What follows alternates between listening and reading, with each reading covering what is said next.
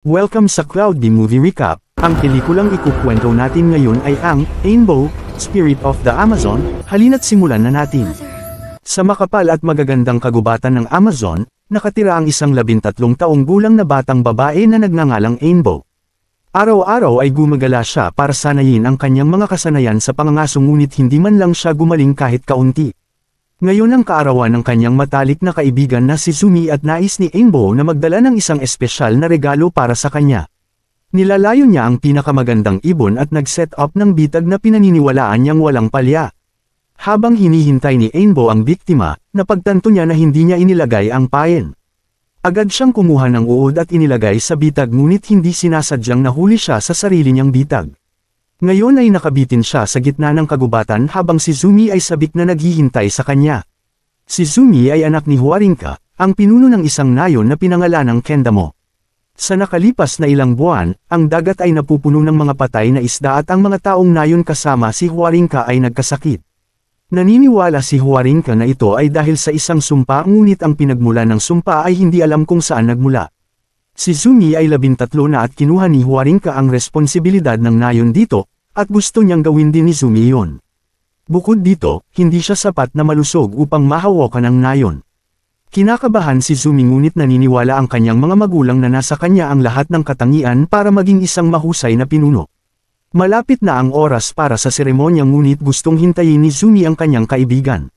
Si Atok, isang mayabang na lalaki mula sa nayon ay nahanap si Ainbo ngunit sa halip na tulungan siya ay pinagtatawanan niya ito. Pinaalalahanan niya si Ainbo na hindi siya tunay na maharlika. Ang asawa ng pinuno ay naawa kay Ainbo pagkamatay ng kanyang mga magulang at inalagaan siya. Pagkaalis niya, dalawang kakaibang nilalang na nagngangalang Vodka at Dilo ang dumating doon para tulungan si Ainbo.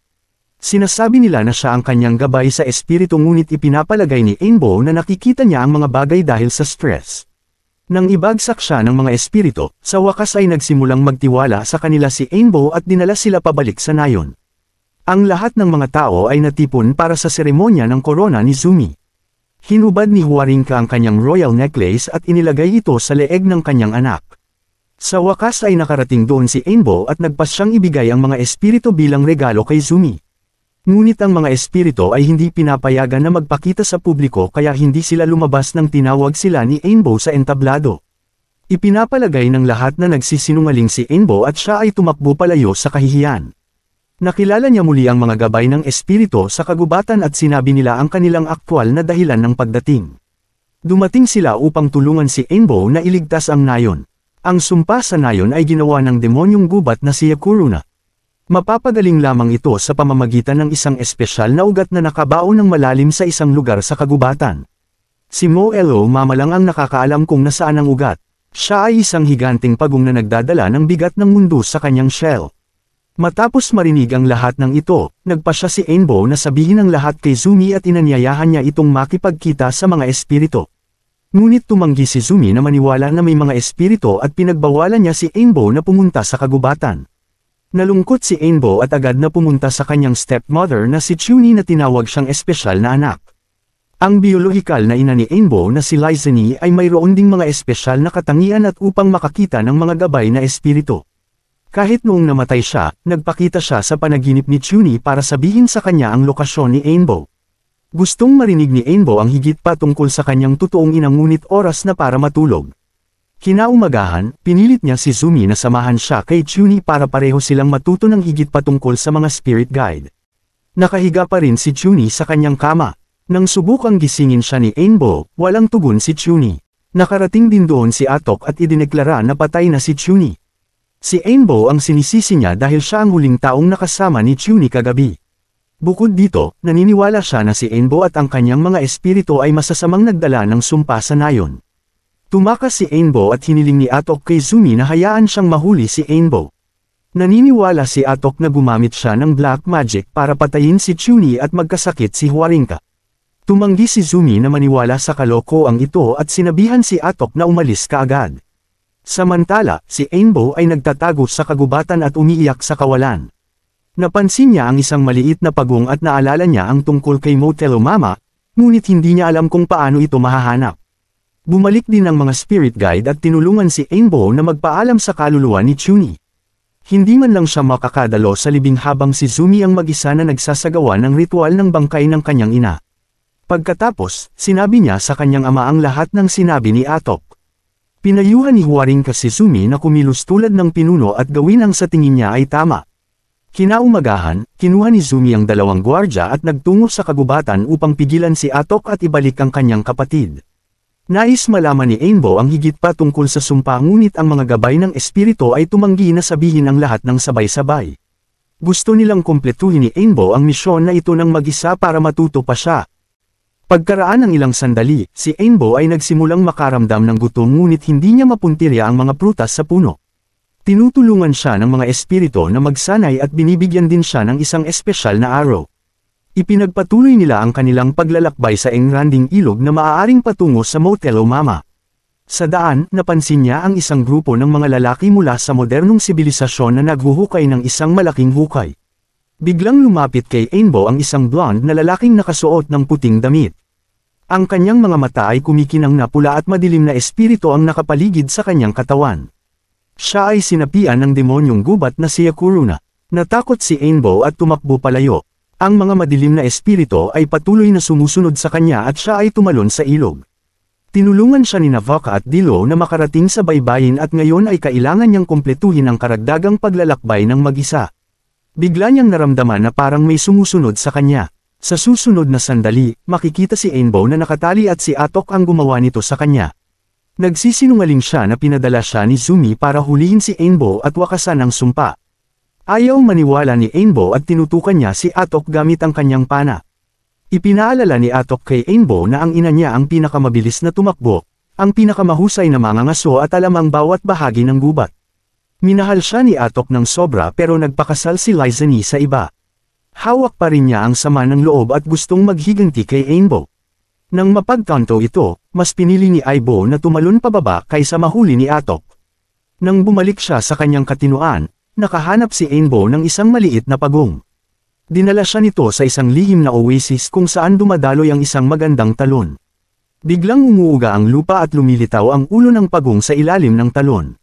Si Motello Mama iyon at parang pasan niya ang mundo. Alam rin ni Motello Mama ang paboritong puno ni Lizanie at Ainbo. Isinalaysay noon ni Ainbo sa puno ang lahat ng kanyang mga kwento na tila may kaluluwa ni Lizanie ang puno. Inihayag ni Motello Mama na ang ugat na hinahanap ni Ainbo ay nasa ilalim ng paborito niyang puno. Nagsimulang magduda si Ainbo sa sarili at naniniwala na siya ay isa lamang duwag na batang babae na nagnanais na maging pinakamahusay na mangangaso ngunit, hindi man lang marunong makahuli ng biktima.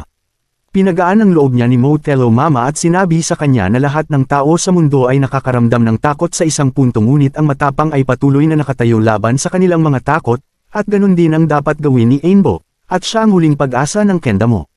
Ang paborito niyang puno ay isang sagradong puno na ang mga ugat ay nagtataglay ng kapangyarihang baguhin kahit ang pinakamaitim na puso. Ngunit maaari lamang silang putulin gamit ang isang espesyal na talim na gawa sa bato ng buwan. Sa kabutihang palad, hindi kailangang pumunta ni Ainbo sa buwan para doon. Makakahanap siya ng moonstone sa bulkan. Isang higanting sloth na nagngangalang Poleho ang nakatira doon. Dapat bigyan siya ni Ainbo ng matamis na pagkain para pumayag siyang tulungan siya. Nagsimulang mag-isip si Ainbo kung ano ang maibibigay niya kay Poleho ngunit nalutas din ng mga gabay ng espiritu ang problemang ito. Nagdala sila ng puno ng matamis na dahon ngunit dapat dalhin ni Ainbo ang buong puno sa tuktok ng bundok dahil may malaking sikmura si Poleho. Hindi ito magagawa ni Ainbo nang mag-isa at humiling sa mga gabay ng espiritu na samahan siya. Makalipas ang mahigit isang oras, kinaladkad nila ang puno sa kalagitnaan ng bundok ngunit nawalan ito ng kontrol at muling bumagsak. Samantala, natagpuan ni Zumi si Atok at tinanong niya ito tungkol kay Ainbo. Sumagot si Atok na hindi nila kailangang mag-alala tungkol kay Ainbo dahil nakagawa siya ng mas malaking pagtuklas. Nakilala na ni Atok ang misteryosong puting lalaki na nagpakilala bilang si Cornel DeWitt. Siya ay nagsasabing siya ay isang siyentipiko at isang manggagamot na lumilikha ng mga gamot mula sa mga halaman. Nasa kanya pa nga ang gamot para gumaling ang ama ni Zumi. Bilang kapalit, gusto lang niyang malaman kung saan niya makikita ang ginto na ginagamit ni Kendamo sa paggawa ng alahas. Agad namang pumayag si Zumi at dinala si Cornel sa kanyang nayon. Bumalik sa bulkan, sa wakas ay nagtagumpay si Ainbo at ang kanyang mga spirit guide na dalhin ang puno sa tuktok. Doon nakilala ni Ainbo si Poleho, ang higanting sloth. Mukhang medyo moody siya sa una pero binigay niya ang moonstone sa sandaling ibigay sa kanya ni Ainbo ang puno. Ginagawa ring punyal ni Poleho ang bato upang ito ay gamitin sa pagputol ng mga ugat. Pinayuhan ni Poleho ang tatlo na bumalik kaagad dahil malapit nang sumabog ang bulkan. Ginamit ni Ainbo at Dilo ang pamaypay ni Poleho bilang isang eroplano upang lumipad habang si Vaka ay gumagamit ng kariton dahil siya ay masyadong mataba upang sumakay sa kahoy na eroplano. Hindi nagtagal ay nakarating sila sa sagradong puno at inilabas ni Ainbo ang punyal para putulin ang mga ugat. Bigla siyang nagambala ni Zumi na nagpaalam sa kanya tungkol sa paggaling ni Huarinka. Bumalik si Ainbo sa lugar upang makipagkita sa doktor ngunit laking gulat niya nang makitang ito ang lalaking sinapian ni Yakuruna. Sinabi ito ni Ainbo kay Zumi ngunit tumanggi siyang maniwala sa anumang bagay na may kaugnayan sa mga demonyo o espiritu. Nagbanta rin si Zumi na palalayasin si Ainbo sa nayon kung patuloy siyang gumagawa ng ganito. Tahimik na lumayo si Ainbo ngunit binalaan siya ni Zumi na huwag na muling pumunta sa kagubatan kung hindi ay hindi siya tatanggapin pabalik. Sa nayon, nasaktan si Ainbo at kinuha ang lahat ng gamit niya upang iwan ang nayon. Pumasok si Cornell sa silid ni Ainbo at nais siyang tulungan nito, ngunit hindi siya pumayag. Matapos umalis si Ainbo, nakita ni Atok ang totoong demon sa loob ng katawan ni Cornell. At napagtanto na tama si Ainbo at agad niyang hinanap ito at humingi ng tulong. Samantala, sa nayon na hipnotismo si Zumi at ang kanyang ama, inutusan niya ang mga taga-nayon na lumuhad kay Cornell. Matapos makilala ni Atok ang Spirits Guide agad siyang humingi ng tawad kay Ainbo sa hindi paniniwala niya sa kanya. Itinarak nila ang patalim na bato sa sagradong puno. Ilang sandali lang ay lumitaw ang mahiwagang espiritu ni Lizanie. Siya ay nananatili sa puno upang bantayan ang kanyang anak. Hiningi ni Lizanie ang talam ng arrow at ginamitan niya ito ng mahika upang mas lumakas pa ito. Bigla silang nakarinig ng malakas na ingay at mula ito sa mga sasakyan dala ang makina upang wasakin ang nayon at ang magandang kagubatan. Nagpasya si Lizanie na harapin ang mga lalaki at inutusan na umalis sa kagubatan. Nagpakita si Cornell at ipinaalam na siya na ang pinuno ng Amazon. Tinawag ni Lizanie siya sa pangalang Will at hinamon siya na pakinggan ang totoo. Maraming taon na ang nakalilipas. Si Will ay dumating sa nayon ngunit ang lahat ng tao sa nayon ay galit sa kanya, ngunit nahulog ang loob ni Lizanie kay Will, kaya nagselos si Atok sa kanya, kaya inakusahan niya na isang mangkukulam si Will at nagbigay sumpa kay Lizanie. Nawala silang dalawa sa nayon at nailigtas si Lizanie ng kagubatan habang si Will naman ay nahuli ng demonyo. Nang marinig ito ni Cornell na wala siya sa katinuan at tuluyang naging demonyo, hindi natatakot si Lizanie dahil naniniwala siyang matatalo ni Ainbo ang demonyo. Isa lamang ang arrow na maaaring gamitin ni Ainbo upang matalo ang demonyo ngunit nagdadalawang isip siya dahil ito ay ang kanyang ama. Sinabi ni Atok na hindi niya aatakihin ang kanyang ama kundi ay ililigtas niya ito sa demonyo. Dahil dito, pinakawalan ni Ainbo ang palaso na tila nag-aapoy at mabilis na tumama ito kay Yakaruna at ang lahat ng machine ay nawasak. Pagkatapos nito isang lalaki ang nagpakita at ito si Will ang ama ni Ainbo. Nagkasama-sama sila at buo na ang kanyang pamilya ngunit hindi sila maaaring magtagal dahil sila ay mga espiritu na at hindi na sila nabibilang sa mundo na ito, ngunit mananatili silang magbabantay sa kanilang anak. Si Atok ay nangako na magiging mabuting ama kay Ainbo. Nasiyahan si Lizanie at nagpasya na silang umalis at bumalik sa puno. Maaaring bumisita si Ainbo dito anumang oras. Niyakap siya ni Zumi at tinawag si Ainbo na bayani dahil sa pagliligtas niya sa mga tao at sa nayon. Dito na nagtatapos ang pelikula. Salamat sa panunood hanggang sa susunod na.